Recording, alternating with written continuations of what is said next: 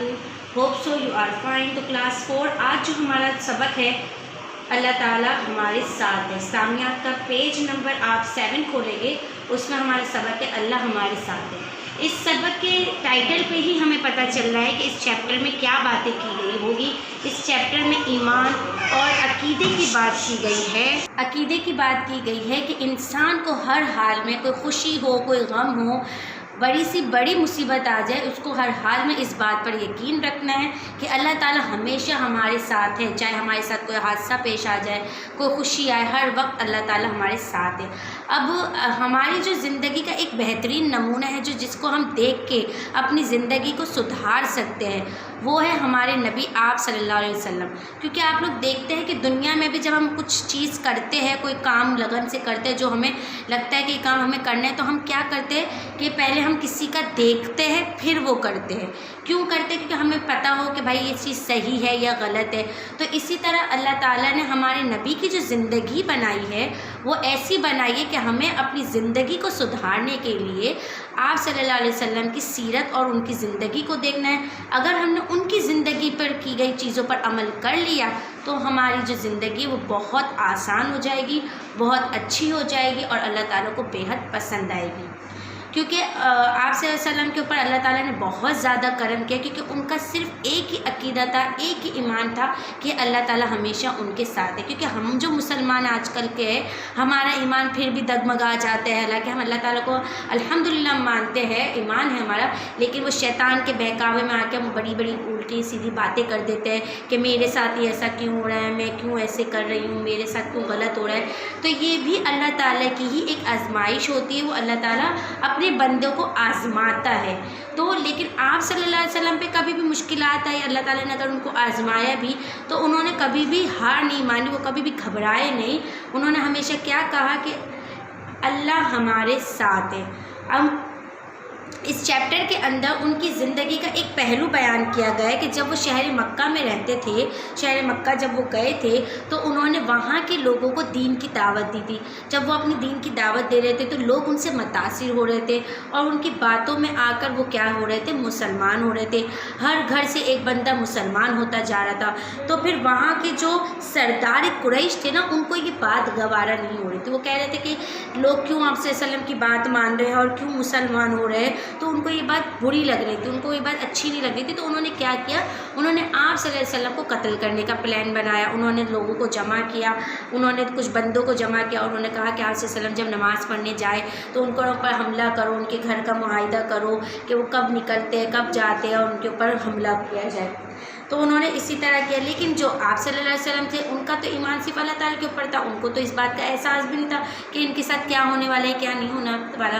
تو پھر کیا ہوا کہ اللہ تعالیٰ نے ان کو وحی کے ذریعے بتایا کہ ان کے پیٹھ پیچھے اس طرح کی سازشیں چل رہی ہے. تو جب قریش مکہ ان کے گھر کا معاہدہ کر رہے تھے چھپ چھپ کے اور ان کے اوپر حملہ کرنے والے تھے, تو آپ صلی اللہ علیہ وسلم نے کیا کیا, کیونکہ ان کو وحی کے ذریعے پتہ چل چکا تھا کہ ان کے اوپر حملہ ہونے والا ہے, اللہ تعالیٰ نے ان کو وحی پہنچا دی تھی. تو پھر انہوں نے کیا کیا, ان کے اوپر مٹھی بھر مٹی لے کے ان کے اوپر پھینک دی اور کیا کیا, سورہ یاسین پڑھ کے وہاں سے حفاظت کے ساتھ نکل گیا آپ صلی اللہ علیہ وسلم. اس کے بعد کیا ہے کہ آپ صلی اللہ علیہ وسلم نے یہ سارے جو کام کیا تھا وہ کس کے حکم سے کیا تھا, اللہ تعالیٰ کے حکم سے. اگر اللہ تعالیٰ ان کو وحی کے ذریعے نہ بتاتے, اگر ان کا اللہ تعالیٰ پر ایمان نہیں ہوتا تو ان کو یہ سب کچھ پتہ ہی نہیں چلتا. لیکن ان کا عقیدہ اور ایمان تھا, تو اس لیے وہ ان کے قریش کے ارادے کامیاب نہیں ہوئے اور وہ باحفاظت ادھر سے نکل گئے. اور پھر انہوں نے کیا کیا, اپنے ساتھی حضرت ابو بکر صدیق رضی اللہ تعالیٰ عنہ کو لے کر آگے چند میل غار سور میں پہنچ گئے. پھر جب قریش مکہ کو یہ پتہ چلی یہ بات کہ آپ صلی اللہ علیہ وسلم بچ گئے اور ان کے ساتھ ان کا ایک ساتھی بھی ان کے ساتھ نکل پڑا ہے, تو پھر ان کو اور غصہ آیا. تو انہوں نے کیا کیا, بس ان کا یہ مقصد تھا کہ آپ صلی اللہ علیہ وسلم کو کسی طرح قید کرے اور ان کو قتل کر دیا جائے. تو انہوں نے کیا کیا, انہوں نے یہ اعلان کر دیا قریش مکہ میں سب کو کہ اگر جو آپ صلی اللہ علیہ وسلم اور ان کے ساتھی کو پکڑے گا تو وہ ان کو 100 اونٹ انعام دے گی. اب 100 اونٹ انعام کا سوچ کے سبھی سب وہ ہو گئے. بہت سے لوگ اس بندے کی بات میں آگے, قریش مکہ کی بات میں آگے کہ 100 اونٹ ملے گی, لالچ آ گیا تھا ان کے دلوں میں, ان کے ذہنوں میں. حالانکہ ان کا ایمان پختہ تھا لیکن وہ بس ان کے ذہن میں وہ شیطان, جس طرح آج کل ہمارے ساتھ شیطان ہر وقت ہوتا ہے, تو اس وقت بھی شیطان ہوا کرتا تھا. وہ شیطان کے بہکاوے میں آ گئے اور شیطان میں بہکاوے میں آ کے 100 اونٹ کا سن کے ان کے ارادے بدل گئے. اب اتنے بڑے انعام کا اعلان سن کر بہت سے لوگ خوش ہو گئے تھے، تو انہوں نے کیا کیا، آپ صلی اللہ علیہ وسلم کی تلاش میں وہ نکل پڑے، یہاں تک کہ کچھ لوگ تلاش کرتے کرتے غار سور تک پہنچ گئے تھے، کیونکہ ان کو پتہ چل چکا تھا کہ آپ صلی اللہ علیہ وسلم اور ان کے ساتھی وہاں پر ہے، تو اس لیے وہ لوگ بھی غار سور تک پہنچ گئے تھے۔ جب حضرت ابو بکر صدیق رضی اللہ تعالیٰ عنہ بیان کرتے کہ جب ان کو پتہ چلا کہ غار سور میں ہم لوگ ہیں، اور ان کو اچانک یہ دکھائی دیا کہ نیچے سے کچھ پاؤں نظر آ رہے ہیں، تو انہوں نے کیا کہا آپ صلی اللہ علیہ وسلم کو کہ اے اللہ کے نبی، اگر ان میں سے کسی ایک شخص نے بھی ہم کو دیکھ لیا تو ہم ان لوگوں کو پتہ چل جائے گا کہ ہم یہاں موجود ہیں۔ تو آپ صلی اللہ علیہ وسلم نے اس وقت کیا بات کہی، لا تحزن ان اللہ معنا، غم نہ کرو اللہ ہمارے ساتھ ہے۔ انہوں نے یہی بات بولی کہ پریشان نہ تو، لا تحزن ان اللہ معنا، غم نہ کرو اللہ ہمارے ساتھ ہے۔ غار سور میں 3 دن ٹھہرنے کے بعد جو آپ صلی اللہ علیہ وسلم مدینہ منورہ سے روانہ ہوئے، راستے میں آپ صلی اللہ علیہ وسلم کا گزر عرب کے ایک قبیلے سے بھی ہوا، وہاں کا ایک سردار تھا، اس کو جب پتہ چلا کہ آپ صلی اللہ علیہ وسلم کے اوپر اس طرح کا انعام دیا گیا ہے، تو اس کے دل میں بھی 100 اونٹوں کے انعام کی خواہش پیدا ہوئی، جبکہ وہ آپ صلی اللہ علیہ وسلم کی باتوں کو مانتا تھا، ان پہ یقین رکھتا تھا کہ ان کی باتیں ہمیشہ سچی ہوتی ہیں، لیکن بس اس کے دل میں بھی لالچ آ گیا تھا کہ انعام مجھے ملے گا، بڑھ چڑھ کر اس نے کیا کیا، اس چیز میں حصہ لے لیا۔ اب وہ آپ صلی اللہ علیہ وسلم کو پکڑنے کے لیے آپ صلی اللہ علیہ وسلم کا پیچھا کرتا رہا۔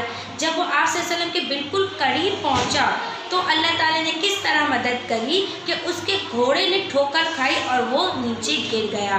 تو وہ کیا کیا، اس نے وہ دوبارہ اس اونٹ کے اوپر بیٹھا اور گھوڑے کو اس نے اٹھایا کہ واپس وہ آپ صلی اللہ علیہ وسلم کے پیچھے جا سکے، لیکن دوسری دفعہ بھی وہ گھوڑا کیا ہوا، گھٹنوں کے بل مٹی کے تلے دب گیا۔